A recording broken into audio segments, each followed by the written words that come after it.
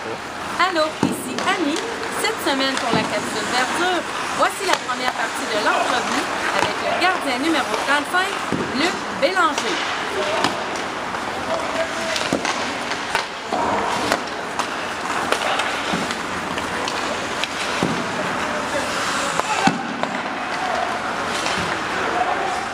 Salut Luc. Bonjour. Ça va bien? Bien toi-même? Oui, écoute, j'aurais aimé ça commencer l'entrevue en disant félicitations pour la belle victoire en fusillade.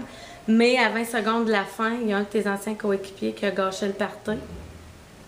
T'es déçu de ça? Oui, effectivement, je suis déçu parce que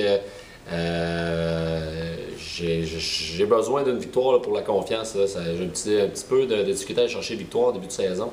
Une victoire, 3 défaites, puis je la sentais celle-là. Je pense qu'on méritait la victoire. Puis, si on n'a pas été chanceux, je pense qu'il y en a une punition douteuse. Puis, Saguenay a été capable de capitaliser. Puis, c'est David qui a marqué le but égalisateur. Ça fait partie de la game. Mais personnellement, oui, je suis déçu parce que je la voulais celle-là vraiment. Je pensais qu'on la méritait. On sait que ce matin, aujourd'hui, l'équipe a signé un nouveau joueur, Robert Guillet, que tu connais bien. Vous avez gagné la Coupe Futura ensemble à Pont-Rouge. Peux-tu nous en parler? Puis, qu'est-ce que tu penses qu'il va apporter, lui, à l'équipe? Bien, Robert Guillet, c'est un marqueur naturel. Je pense que c'est ce qui nous manque un petit peu présentement à l'offensive, de chercher des buts, avoir quelqu'un avec des mains capable de mettre la rondelle dans le filet. Puis Robert, c'est exactement ça qu'il a fait toute sa carrière. Pour avoir joué avec lui à Pont-Rouge, avoir gagné la Coupe Futura avec lui. Il a fait ce qu'il avait à faire. Pourquoi il était payé, c'est de marquer des buts. Puis je pense que ça peut être que positif s'il retrouve la forme rapidement. Malgré sa trentaine avancée, je pense qu'il peut être très utile. Puis c'est tout un franc-tireur. Puis s'il est à l'aise de revenir au jeu, il peut être très utile pour nous autres d'ici à la fin de la saison. En parlant de trentaine avancée, tu as quel âge, toi? Moi, j'ai 36 ans. Tu es natif de où? De Sherbrooke. Tu habites où maintenant? Maintenant, je suis domicilié à Trois-Rivières depuis presque 10 ans maintenant. Comment tu trouves ça, le voyagement, là, Trois-Rivières, Tête-Ferme pour les pratiques, les matchs? Comment tu trouves ça? C'est pas quelque chose qui est évident. C'est 1h30 aller, 1h30 retourner à la maison. Je suis quand même habitué. J'entame, je pense, ma 10e saison dans la Ligue nord-américaine. J'ai toujours joué à l'extérieur. J'ai joué pour Sherbrooke, j'ai joué pour Québec, puis j'ai joué pour Thetford. Donc, je suis habitué de voyager. C'est sûr que j'aimerais ça être plus près de la maison, mais en même temps, pour jouer pour une équipe de qualité, avec une organisation de qualité, il faut des fois s'éloigner, faire des sacrifices. Ça fait partie du travail. Puis en voyageant avec des gars de Trois-Rivières, je voyage avec Tommy Gauthier, ça rend la balade un petit peu plus agréable. Tu fais quoi comme métier, toi? Je suis enseignant au secondaire. Est-ce que tu es marié? Je suis pas marié, mais je suis avec ma conjointe depuis 11 ans. Puis, on a 2 jeunes enfants ensemble, un petit garçon de 7 ans qui se prénomme Luca, puis une petite fille de 4 ans et demi qui s'appelle Romane. Donc, c'est tout comme si on était mariés. Est-ce que tu as des frères et des sœurs? Oui, j'ai 2 jeunes frères. Moi, je suis l'aîné de la famille. J'ai Eric, 33 ans, puis j'ai mon plus jeune frère Simon qui a eu 30 ans là, cet été. On sait que Eric, c'est un joueur qui joue dans la Ligue nationale. Est-ce que c'est grâce à toi qu'il est dans la Ligue nationale, vu qu'il y avait un bon gardien à la maison? Bien, pas tant que ça, parce que j'avais l'habitude de jouer à l'avant quand on jouait dans la rue et quand on jouait dehors. Fait que c'est pas sur moi que c'est pratiqué.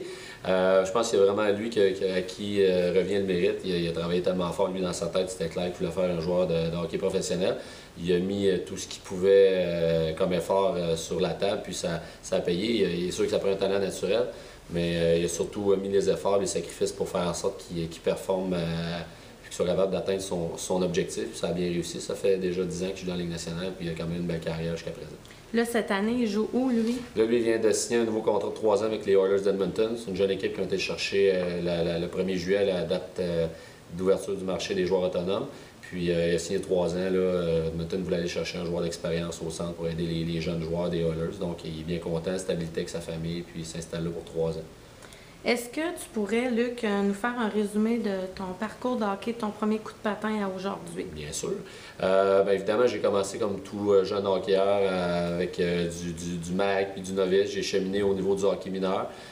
J'ai commencé ma première année comme tout le monde, comme joueur, attaquant, défenseur, gardien. On essayait toutes les positions. Mais dès ma 2e année, j'ai enfilé les jambières et puis je les ai encore aujourd'hui. J'ai cheminé dans le hockey mineur, double lettre, simple lettre. J'ai joué de 2A, 2B. J'ai joué un petit peu à tombe locale, mais sans plus. J'ai cheminé là-dedans, mais je suis pas issu nécessairement du hockey midget 3. J'ai jamais été repêché non plus junior majeur. Je suis passé du midget 2 au junior majeur. Puis après ça, ma carrière s'est enchaînée. J'ai joué 4 ans junior.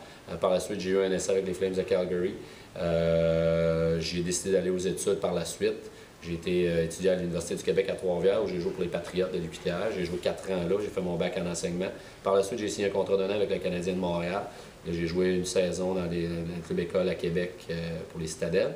Et puis par la suite, j'ai joint les rangs de la Ligue nord-américaine où j'ai évolué 5 ans à Sherbrooke.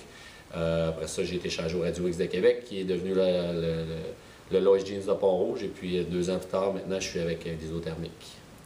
Tu t'identifies à quel joueur, toi, ou à quel gardien de la Ligue nationale? Bien, je vous dirais que présentement, je m'identifie pas à personne en particulier. Sauf que quand j'ai grandi, j'ai beaucoup regardé aller Patrick Roy par ses performances, par son leadership, par ses bonnes performances en série, ses Coupes Stanley. Donc, je me suis toujours inspiré de Patrick Roy. C'était vraiment mon gardien préféré à ce niveau-là. Et puis, mais aujourd'hui, j'ai moins tendance à regarder les gardiens aller. J'aimais beaucoup Ed Belfour aussi, mais de nos jours, je n'ai pas vraiment quelqu'un de spécifique que je peux identifier.